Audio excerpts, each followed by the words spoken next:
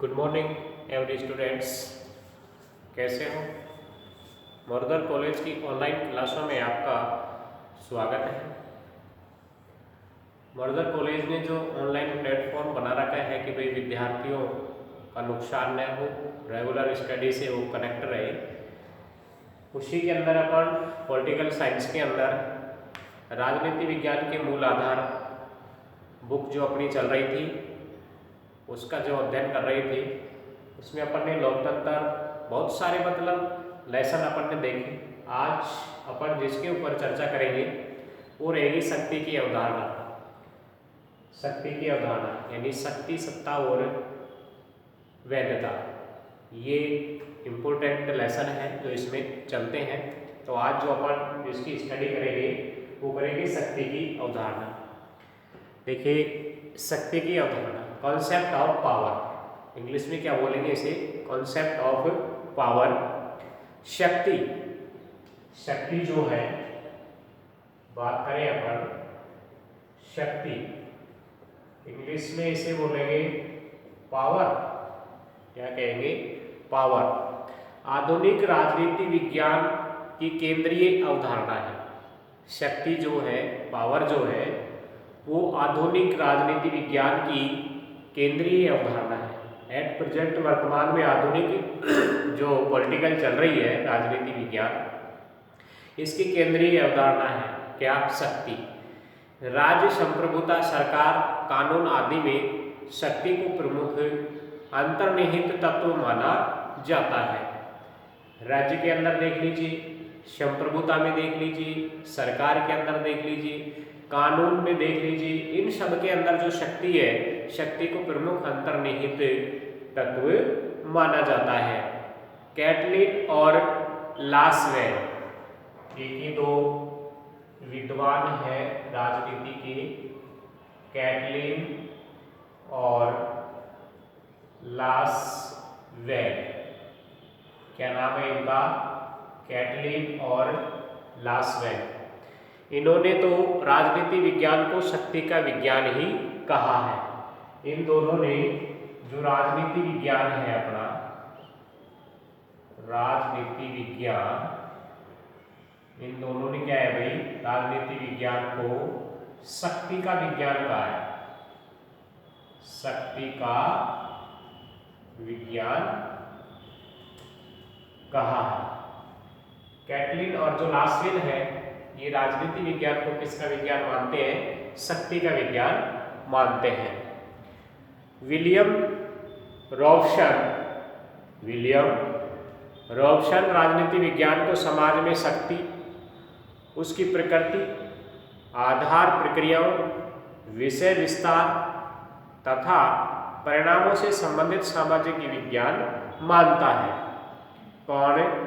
William Robson जो है, इनका नाम भी अपन नोट कर लेंगे, विलियम रॉबसन जो है, ये राजनीति विज्ञान को समाज के अंदर, पॉलिटिकल जो साइंस है इसको सोशल में, समाज के अंदर शक्ति, उसकी प्रकृति, आधार प्रक्रियाओं, विषय विस्तार तथा परिणामों से संबंधित सामाजिक विज्ञान मानता है। क्या मानता है? सामाजिक विज्ञान। किसको? शक्ति को। किसको मानता है भाई? शक्ति को। शक्ति के लिए अपन और एक एग्जाम्पल देख सकते हैं। जैसे मान लीजिए कोई भी प्रोफेसर कुमार जी हैं जैसे, और उनकी ड्यूटी है जैसे अलवर, मान लीजिए वो डेली अपने यहाँ बाईपास बागसुर से, जैसे मान लीजिए किसी गाड़ी में बैठ करके जाते हैं और वापस गाड़ी के अंदर ही जैसे वो आते हैं।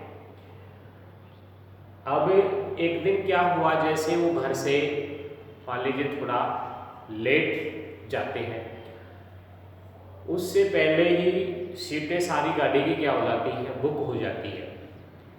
अब कोई एक सीट के ऊपर बेचारा दुबला पतला सा कोई व्यक्ति मान लीजिए बैठा हुआ है, और प्रोफेसर कुमार जी जाते हैं वहाँ जा करके, और वो थोड़े अच्छे अट्ठे कट्टे से हैं, तो वो जा करके उसे क्या खड़ा कर देंगे, बोले खड़ा हो। इस सीट के ऊपर मैं बैठूंगा, ये रोजाना मैं बैठ करके जाता हूँ। अब वो बेचारा दुबला पतला होने के कारण उस तगड़े आदमी को देख करके वो थोड़ा बेचारा घबरा जाता है, डर जाता है, तो वो सीट पर बैठ करके चला जाता है। तो ये क्या हो गई, उसकी शक्ति हो गई, उसके पावर, उसके अंदर शक्ति। तो शक्ति ने उसे क्या दिला दी, सीट दिला दी। तो इस प्रकार से क्या है, शक्ति। तो लास्विन और कैटलिन है, ये तो राजनीति विज्ञान को किसका विज्ञान मानते हैं, शक्ति का ही मानते हैं। प्राचीन समय में भी, पुराने समय के अंदर, प्राचीन समय में भी राजनीतिक जो दार्शनिक थे, उन दार्शनिकों ने या उन चिंतकों ने शक्ति की अवधारणा की उपेक्षा नहीं की। शक्ति की जो अवधारणा थी उसकी उपेक्षा नहीं की उन्होंने। ये सच है कि उनका दृष्टिकोण परंपरावादी था, ये सत्य है कि उनका जो दृष्टिकोण था, उनका जो मानना था, उनका जो नजरिया था, वो क्या था, एक परंपरावादी था। और इसीलिए उनका ध्यान जो है वो संस्थागत अध्ययन और राज्य की उत्पत्ति के इतिहास की खोज आदि की ओर अधिक रहा। तो ये जो उनका जो नजरिया था, उनका जो दृष्टिकोण था, किनका, प्राचीन समय में जो राज दार्शनिक थे या चिंतक थे या पॉलिटिकल जो थिंकर थे, उनकी जो अवधारणा थी, उन्होंने शक्ति की उपेक्षा नहीं की। और ये सच है कि उनका जो दृष्टिकोण था वो क्या था, परंपरावादी, यानी रीतियों से जो सदियों से चला आ रहा है, क्या, परंपरावादी, परंपराओं के अनुसार। जैसे अपन देखते हैं आसपास में कई ऐसी रीति रिवाजें हैं, परंपराएं हैं जो सदियों से चली आ रही हैं, और आज आधुनिक युग में शायद उनका कोई वर्चस्व भी नहीं है, लेकिन फिर भी अपन क्या करते हैं, उनको मानने के लिए मजबूर हैं, मानते हैं, क्योंकि अपन कहेंगे कि अपने पूर्वज हैं जो वो मानते उनको आए हैं। तो उनका जो दृष्टिकोण है परंपरावादी था, और इसीलिए उनका ध्यान जो है वो संस्थागत अध्ययन और राज्य की उत्पत्ति के इतिहास की खोज आदि की ओर अधिक रहा। फिर भी मैकियावली, पॉलिटिकल साइंस के अंदर अपन पढ़ेंगे मैकियावली, इनकी पुस्तक भी है द प्रिंस, ये चलती है, और आधुनिक राजनीति के जनक भी कहलाते हैं मैकियावली जो है। मैकियावली है, हॉब्स है, कौटिल्य है। कौटिल्य के बारे में भी अपन जानते हैं कि मौर्य काल के अंदर कौटिल्य जो थे, चंद्रगुप्त मौर्य के दरबार में यानी प्रधानमंत्री भी थे, और तक्षशिला विश्वविद्यालय में क्या थे, कि शिक्षक भी थे। तो कौटिल्य, हीगल, बोसाके आदि प्रमुख राजनीतिक चिंतकों ने शक्ति और उससे संबंधित तत्वों के अध्ययन की और प्रचुर मात्रा में ध्यान दिया। इन लोगों ने शक्ति के बारे में बताया, और इन्होंने और भी उसके बारे में ज़्यादा बताया। कौटिल्य ने तो स्पष्ट लिखा है कि समस्त सांसारिक जीवन का आधार दंड शक्ति है।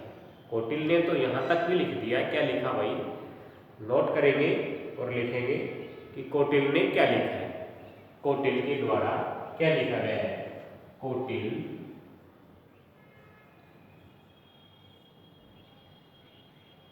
और कौटिल्य क्या लिखते हैं, कौटिल्य लिखते हैं कि समस्त सांसारिक जीवन का आधार, समस्त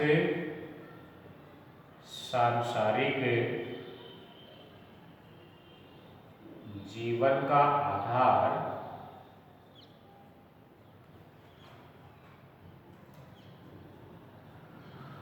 शक्ति ही है।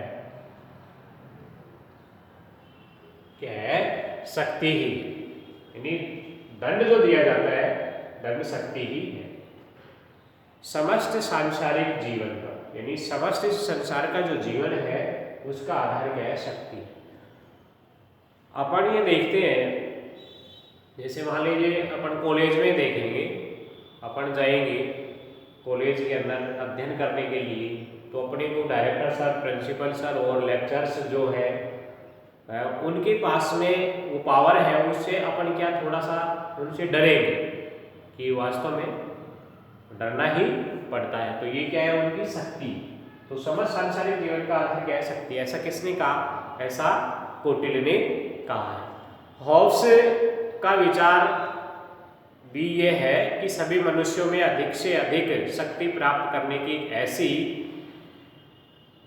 चिंतन और अथक इच्छा है कि जिसका अंत केवल मृत्यु में ही होता है। हॉब्स जो है वो हॉब्स तो ये कहते हैं कि भाई अधिक से अधिक शक्ति प्राप्त करने की एक ऐसी चिंतन है कि इसके अंदर, लोगों के अंदर, मनुष्यों के अंदर, सभी मनुष्यों के ऐसे विचार हैं और ये जो इच्छा है ना ये जागृत होती है और ये इच्छा कब समाप्त होती है? जब व्यक्ति की मृत्यु हो जाए। जब व्यक्ति की मृत्यु हो जाती है तो उस समय ये उसके साथ ही ये इच्छा चली जाती है। ऐसा किसने? ऐसा हॉब्स ने कहा है। और मिचेल्स के द्वारा तो उसकी ये आधुनिक व्याख्या भी की है उन्होंने कि जिसने शक्ति प्राप्त कर ली वह सदा ही उसे अधिक दृढ़ और व्यापक बनाने के प्रयत्नों में जुटा रहता है।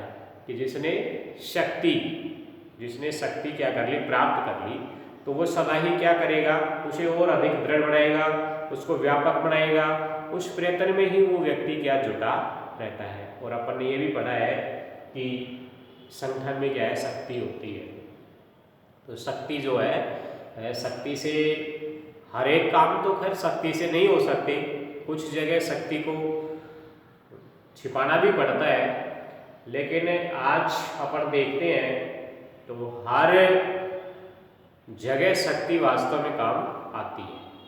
अपन जैसे मान लीजिए अब जैसे ब्याह शादियों का सीजन चल रहा है और अपन वहाँ चले जाएं और सपोज कि वहाँ भीड़ हो जाए मान लीजिए। वैसे गवर्नमेंट ने तो कोविड-19 के तहत ही कह रहा है कि भाई डिस्टेंस ज़रूरी है, सोशल डिस्टेंसिंग ज़रूरी है और 100 गेस्टों से ज़्यादा नहीं हो सकते। वो भी ये कि भाई 200-300 गेस्टों को वहाँ बैठाने की यदि व्यवस्था है तो ही 100 आए, इतना होना चाहिए। लेकिन मान लीजिए फिर भी जैसे भीड़ है, अपन चले जाए मान लीजिए और वहाँ क्या जैसे कोई बेचारा दुबला पतला सा व्यक्ति है वैसे तो उसका जैसे नंबर ही नहीं पड़ेगा प्लेट लेने के अंदर, खाने के अंदर, और कोई पावरफुल आदमी है तुरंत यूँ प्लेट उठाएगा और जाएगा, खाना वाना डाल करके खुद खाएगा, साथों को भी खिला देगा। तो ये शक्ति उस जगह क्या ही काम आती है उसकी। तो कोटिल के अनुसार ये परिभाषा भी अपन ने देखी, हाउस के अनुसार भी अपन ने देखी है और मिचेल्स के अनुसार जो डी उसको भी अपन ने देखा है। अब ऐसा वक्तव्य है कि जिसने शक्ति का महत्व एवं निहितार्थ समझने में सहायता मिलती है। आज इस तथ्य को स्वीकार कर लिया गया है। एट प्रेजेंट, वर्तमान में आज इस तथ्य को स्वीकार कर लिया गया है कि शक्ति के अभाव में राजनीति अस्तित्व विहीन है। शक्ति का यदि अभाव है, आज मान लीजिए गवर्नमेंट अपने यहाँ केंद्र के अंदर बीजेपी की है, मोदी जी का नेतृत्व है, स्पष्ट बहुमत है, पावर है, शक्ति है, इसलिए ऐसे डिसीजन लिए जा रहे हैं, ऐसे ऐसे निर्णय ले लिए उन्होंने कि जो वास्तव में समाज के कल्याणार्थ हो, वास्तविक जीवन के अंदर उन्होंने तारने का प्रयास किया उनको भी। ये क्या है? एक शक्ति है।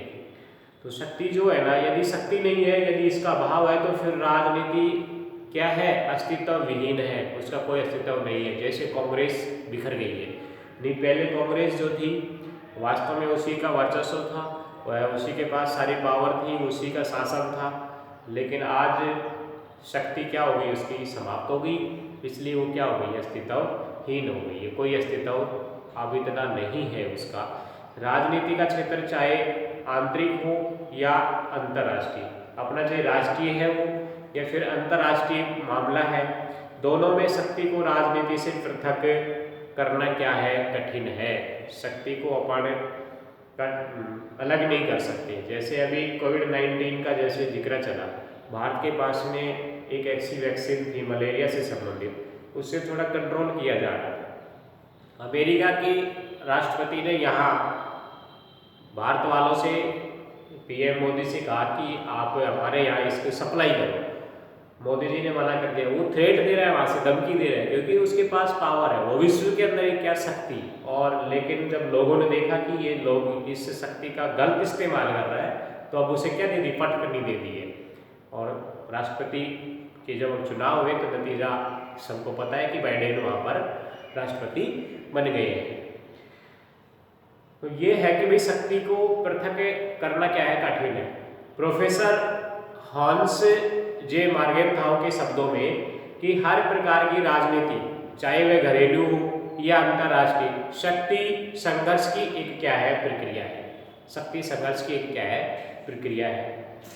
मैकाइवर के शब्दों में, अब मैकाइवर जी भी लिखते हैं इसके ऊपर, क्या लिखते हैं कि समस्त गति, सभी संबंध, सभी प्रक्रियाएं, समस्त व्यवस्था और प्रकृति में घटित होने वाली प्रत्येक घटना शक्ति की अभिव्यक्ति है।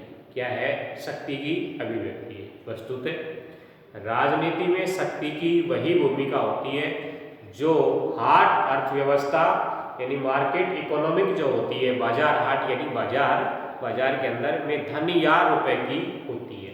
बाजार में मान लीजिए जिसके पास पैसा है, धन है, रुपया है, तो उसका वहाँ मार्केट में क्या है, बोलबाला है। तो उसी प्रकार से जिसके पास शक्ति है, जैसे घर के अंदर भी अपन देखेंगे किसी, जैसे अपने दादाजी वयोवृद्ध है, वो उस सीनियरिटी के आधार पर तो हमारे परिवार के मुखिया है, लेकिन उसके पास में पावर और है, तो फिर सभी व्यक्ति वास्तव में उनके आदेशों की क्या करते हैं, पालना करते हैं। और आदेशों की पालना जब की जाएगी जब उन लोगों के पास में क्या है, शक्ति है। तो ये कुछ शक्ति की मतलब ऐसी कुछ परिभाषाएं हैं। अब शक्ति के बारे में अपन अध्ययन करेंगे कि शक्ति जो है अवधारणा, इसकी परिभाषा की कई समस्याएं हैं कि शक्ति राजनीति की सबसे महत्वपूर्ण अवधारणा है। शक्ति जो है राजनीति जो विज्ञान है, राजनीति जो है इसकी सबसे महत्वपूर्ण क्या है, अवधारणा है। क्योंकि राजनीति का अर्थ संघर्ष को सुलझाने से संबंधित है, संघर्ष है उसको सुलझाने से क्या है, संबंधित है। तो किसी राजनीतिक समुदाय के अंतर्गत शक्ति का वितरण ही रह सकता है।